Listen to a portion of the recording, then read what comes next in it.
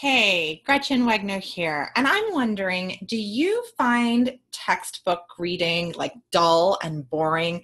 I think most students do, and one student in particular, I was just working with him today, and we were looking at his Western Civ class, which he's a high school senior, but he's taking a college class online, and boy, is that textbook thick and heavy and filled with words that just kind of want to make your eyes like roll back into your head. It looks so deathly boring. And this young man and I found a few different ways we could work with the textbook so that he could stay focused and not get bored and actually read an entire chapter, or at minimum skim an entire chapter. So I'm going to talk you quickly through these 4 points, and then I'm going to show you what he did.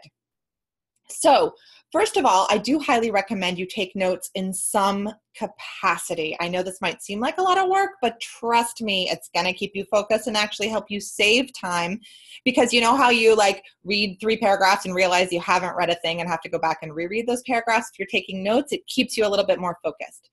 I highly recommend that those notes include charts. I'm going to show you what that looks like in a moment. And then have you focus on main idea questions. Those are big overarching questions that forces your brain to analyze a lot of the information in the chapter. Again, I'll show you what this looks like.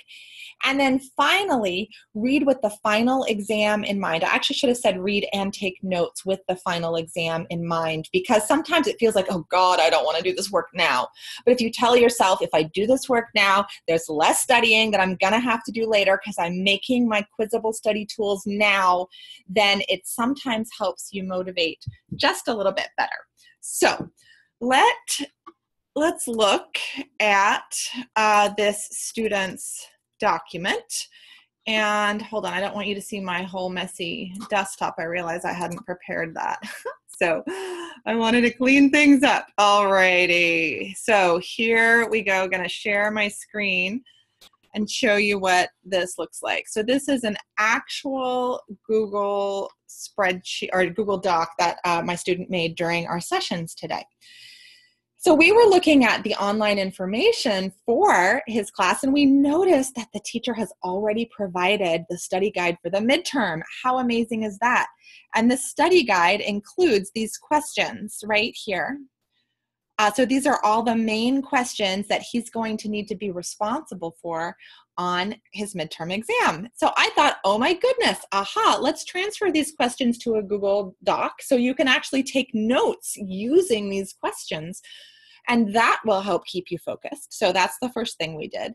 Then we looked at the reading assignment, which was chapter 2. And I had him decide, we looked at the chapter, we saw what it was about. And then my student, Henry is his name, decided that these 2 questions number 2 and 3, are the questions that are going to get answered from the information in this chapter.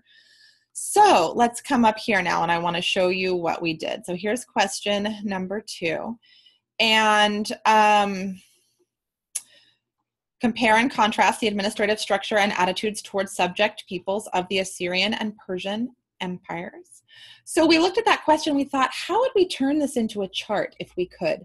And what we saw is that we're supposed to look at administrative structure, and we're supposed to look at attitudes towards subject people. So we put those in 2 different rows. And then we noticed we wanted similarities of the Assyrian and Persian empires, but then how the Assyrian empire is different, like what's unique about it, and how the Persian one is different. So we made this structure, and now all he has to go back when he reads is take notes according to this chart, and he'll be preparing for the final or for the midterm already. So I helped him with that, and then he did his own one for question number 3, which let's look at. How did Assyrian society and culture differ from those of other Mesopotamian peoples, and how were they similar? So we have one for Assyrian here, one for Mesopotamian here, similarities, and we connected those 2 cells together because they're all going to be the same because they're similarities, and then differences of Assyrian here and what's, Mesopotamian there. So now if he takes notes well here, he's going to be that much closer to the final exam, but we're not done, because I was curious about, is there anything that you won't have read if you're only focusing reading the chapter according to those 2 questions? And he looked at it and he's like, yep, you know what? I am not going to know about the Neo-Babylonian Empire. So we looked in the textbook and we found that that section in the textbook had the question, the overarching question, what was the significance of this empire? So we just put that in a chart, and he will take some notes here. And we're guessing that if he takes notes in all three of these charts while he reads chapter 2, he's going to be good to go. He's going to have focused, and he's going to, be able to actually read everything close enough so that he can also take a quiz. So let's look at this list just one more time. He's taking notes. He's making charts.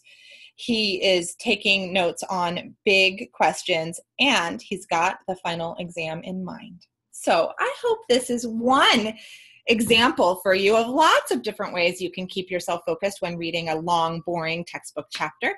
And you can always send other ideas or questions to me at gretchenwegner.com. See you next week, y'all. Bye-bye.